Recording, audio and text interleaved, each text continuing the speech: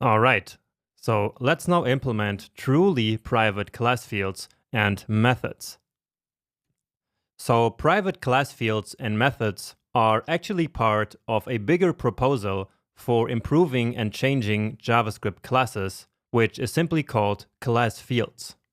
Now, this class fields proposal is currently at stage 3, and so right now it's actually not yet part of the JavaScript language. However, being at stage 3 means that it's very likely that at some point it will move forward to stage number 4, and then it will actually become a part of the JavaScript language. And that is probably going to happen some point soon in the future. And that's why I decided to already include class fields in this course.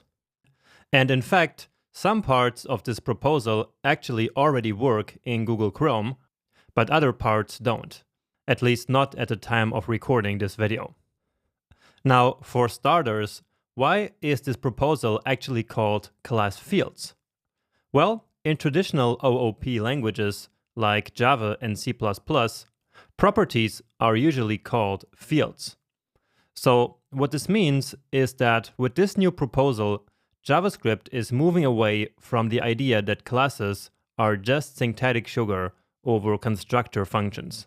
Because with these new class features, classes actually start to have abilities that we didn't previously have with constructor functions. And many developers consider this to be a big problem, but personally, I'm not sure if it is such a big deal for the average JavaScript developer. So as long as you still understand how prototypal inheritance and function constructors work, then I believe that you will be fine. But anyway, no matter if you end up using these new class features, let's now start exploring them. So in this proposal, there are actually 4 different kinds of fields and methods. And actually it's even 8, but in this video, I'm just going to focus on these 4. And that's public fields, that is private fields, and then we have public methods, and we have private methods. So essentially, there is a public and a private version of both fields and methods. And let's now start with public fields. So we can think of a field as a property that will be on all instances. So that's why we can also call this a public instance field. So basically, in our example here, the 2 fields could be the movements and the locale, because these are basically 2 properties that are going to be on all the objects that we create with this class.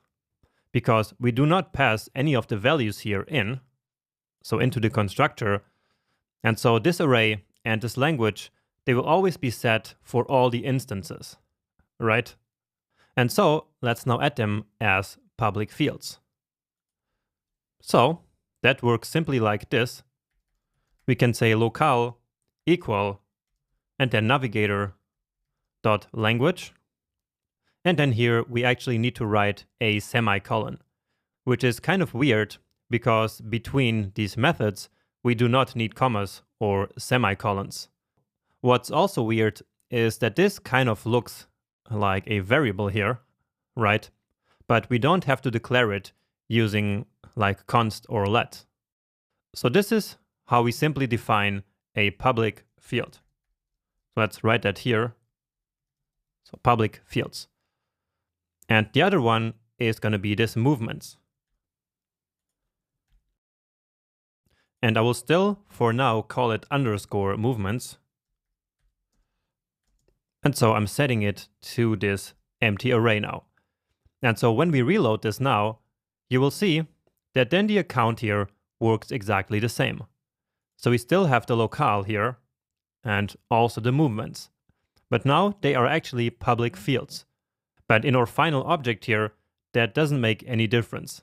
Because again, these public fields here are going to be present on all the instances that we are creating through the class. So they are not on a prototype. So this is important to understand. So all these methods that we add here, they will always be added to the prototype, right? But again, the fields here, they are on the instances. So let me write that here as well. And so again, having this here is essentially exactly the same as this.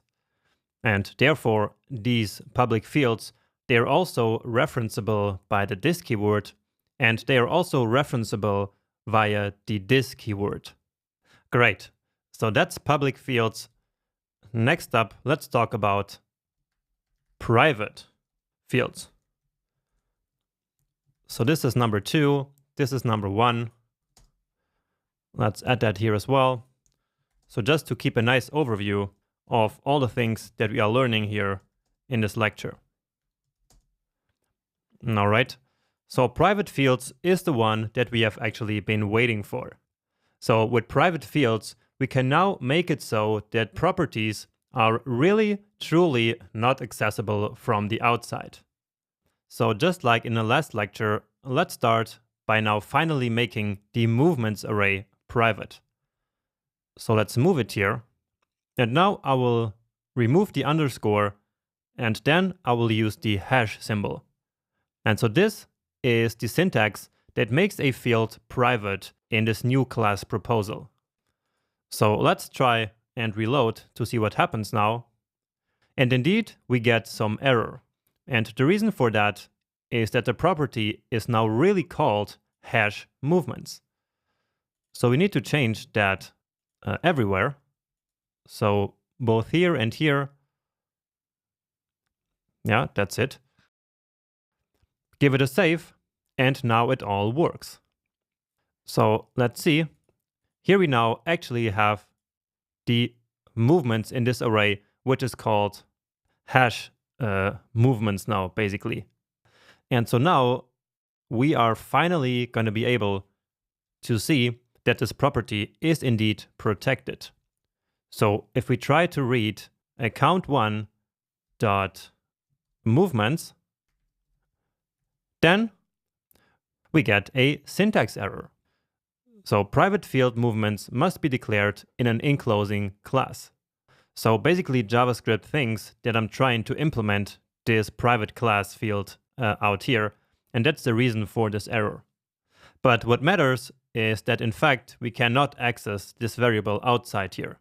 And of course the movement property from before does now no longer exist.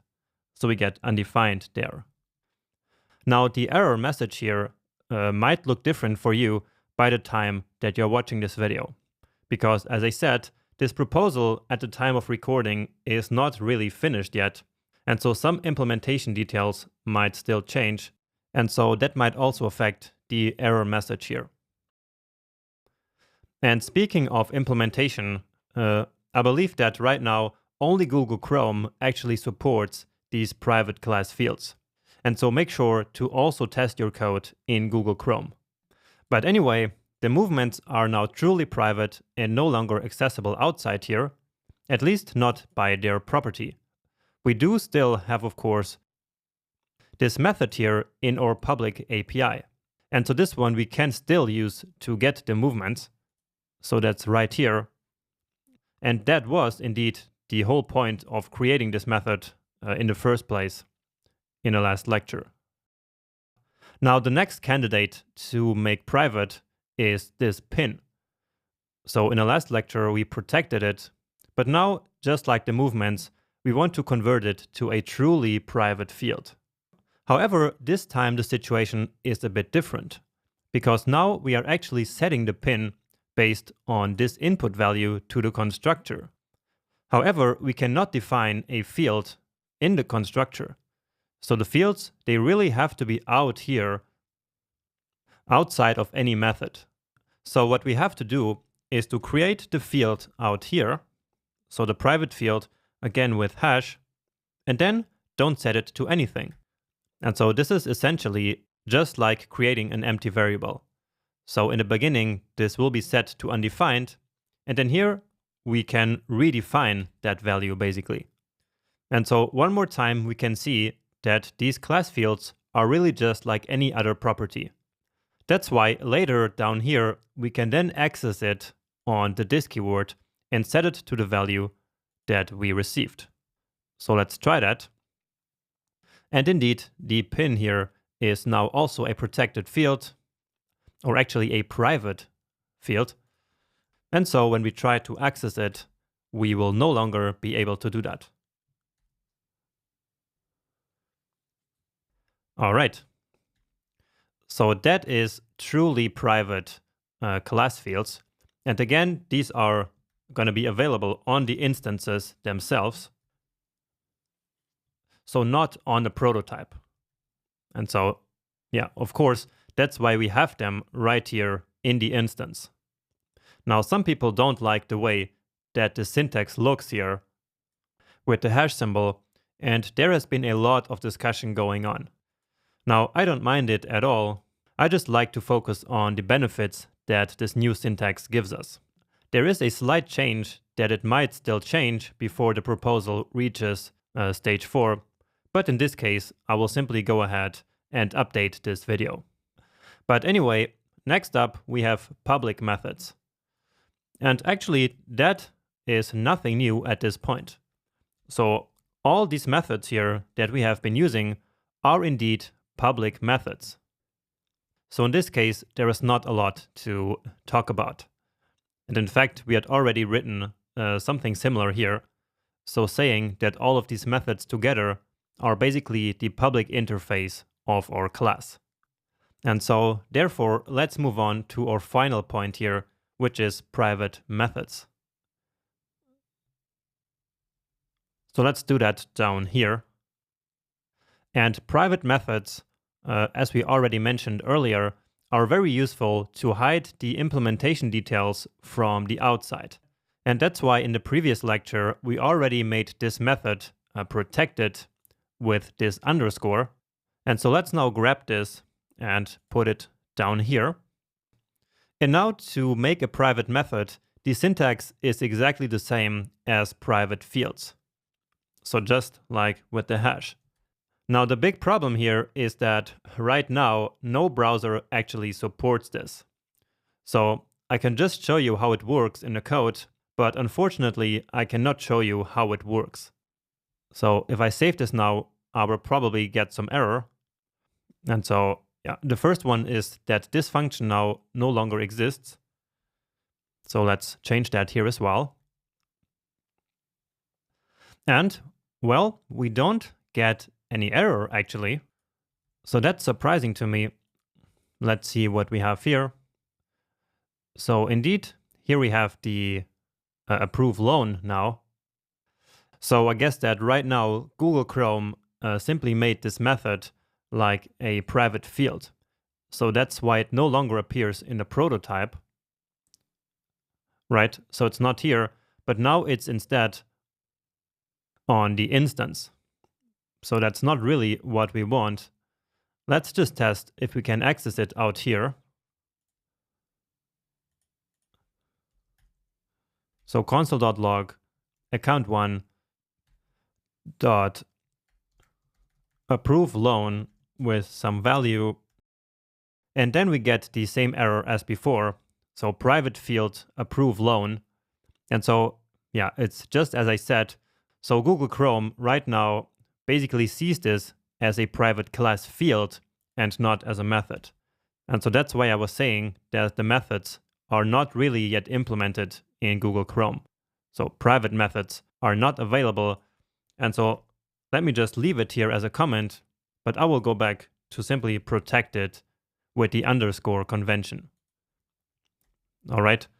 So at some point in the future, this will work. But for now, let's leave it just as it was before. Okay. So we talked about these 4 features here. So public fields, private fields, public methods, and private methods. Now, besides these 4, there's also the static version of the same 4. And that's why I said in the beginning that actually we have 8 new features. So there's also the private version. And actually, and that's not private, that is static. All right. And actually, we already used the static public method before. And so that worked by simply adding the static keyword in front of it. Remember? So just static and then some method name. And so usually we use this for helper functions because these static methods will not be available on all the instances, but only on the class itself. Remember? So this static one here only works like this. So account.helper. And so, as I said, there's also a static version for all the other 3 ones. But I'm not going to show them to you now in this video because they are really less important. And if you want, you can of course easily test them out by yourself. Okay, and that's actually it. So this is how we implement encapsulation and data privacy using the new class fields proposal that hopefully at some point will really become part of the JavaScript language.